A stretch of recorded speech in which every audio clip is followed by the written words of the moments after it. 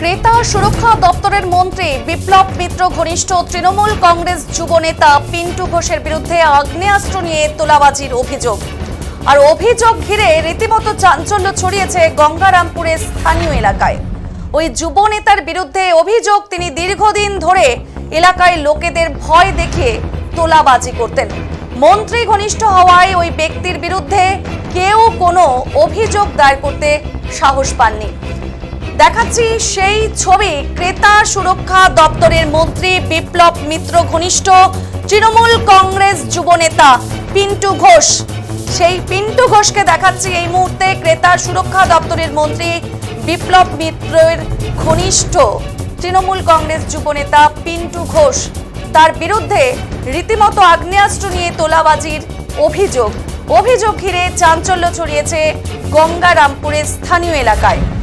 এই যুবনেতার বিরুদ্ধে অভিযোগ, তিনি দীর্ঘদিন ধরে এলাকায় লোকেদের ভয় দেখিয়ে তোলাবাজি করতেন। তার একটি নমুনা এই মুহূর্তে আপনাদের সামনে রাখছি।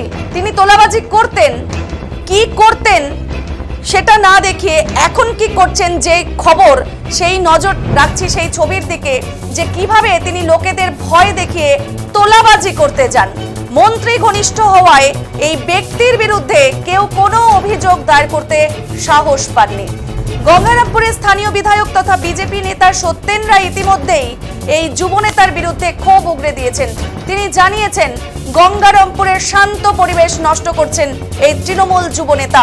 গঙ্গারামপুর শান্ত এলাকা, কিন্তু এই এলাকার শান্তি বিঘ্নিত হয়ে যাচ্ছে এই যুবনেতার জন্য। যদিও এই অভিযোগ অস্বীকার করে বিবৃতি দিয়েছেন তৃণমূল কংগ্রেসের দক্ষিণ দিনাজপুর জেলা সহ সভাপতি সুভাষ জাকিও। তিনি জানিয়েছেন, এরকম কোনো অভিযোগ তার কাছে নেই। যে যুবনেতার নাম বলা হচ্ছে, তিনি আদৌ সেই কাজে যুক্ত কিনা সেটা তদন্ত করে দেখা দরকার। তদন্ত করার আগেই বিজেপি নেতা তথা গঙ্গারামপুরের বিধায়ক সত্যেন রায় যে অভিযোগ করেছেন তা করা উচিত নয়।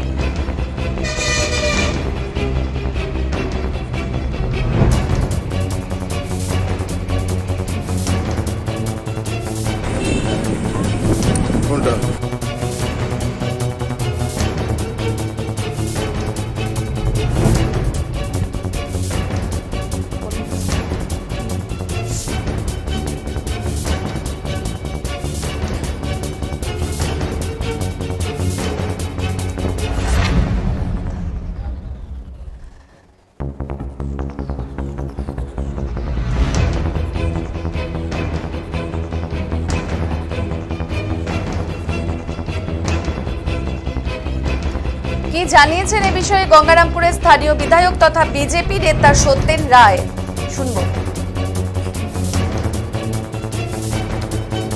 বহু মানুষ ভালো আছে, কিন্তু গঙ্গারামপুরে বহু মানুষ গঙ্গারামপুর মাননীয় মন্ত্রীর কায়দা আদর শিখে তারাও আজকে সমাজ বিরোধীতে পরিচিত হয়ে গেছে।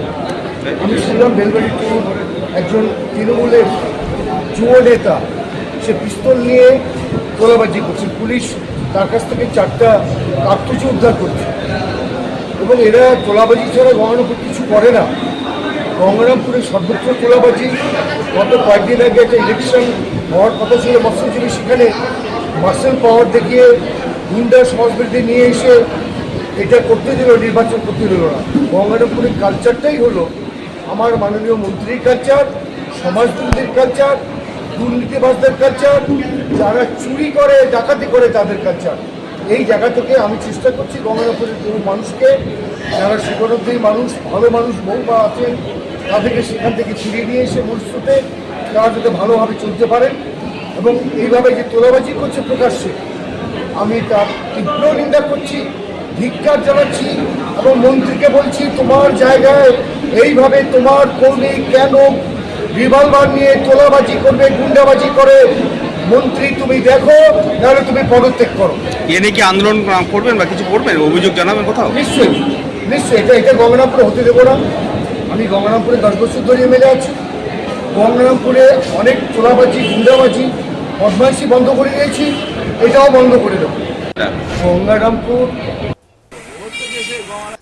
যদিও এই বিষয়ে অভিযোগ অস্বীকার করে বিবৃতি দিয়েছেন তৃণমূল কংগ্রেসের দক্ষিণ দিনাজপুর জেলার সহসভাপতি সুভাষ চাকি। কি জানিয়েছেন শোনাবো। দেখুন, আমরা পেশায় আমি আইনজীবী, কোনো ক্রিমিনালই কোনো সময় সরজমিনে হাতে আর্মস নিয়ে বেড়ায়। এই অভিযোগটা যিনি করেছেন তিনি হয়তো কারো কাছ থেকে শুনে একটা ভুল তথ্য পরিবেশন করেছেন।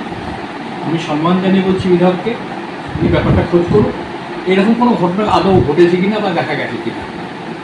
এক, দ্বিতীয়ত হচ্ছে পিন্টু ঘোষ বলে যে নামটা প্রচার করছে, সেই নামটার পিছনেও একটা রাজনৈতিক উদ্দেশ্য আছে।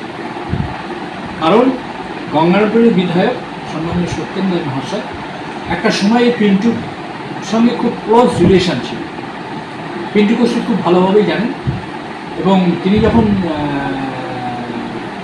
বিভিন্ন রাজনৈতিক কর্মসূচি করেছেন বিগত দিনে, আমরা দেখেছি পিন্টু ঘোষ তার আশেপাশে এবং থাকতে দেখেছি, উপস্থিত থাকতে দেখেছি।